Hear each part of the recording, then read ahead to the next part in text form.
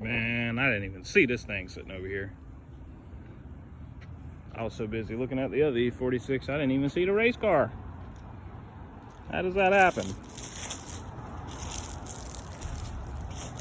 This thing is not playing. It's got a full wrap on it.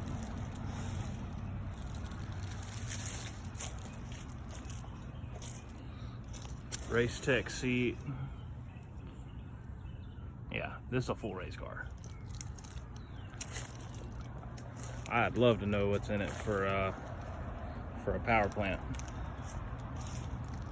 Oh yeah, okay. That's the owner of this place. That makes sense why his car's so fat. Boy, Dan knows what's up. That E46 is not playing. Fat.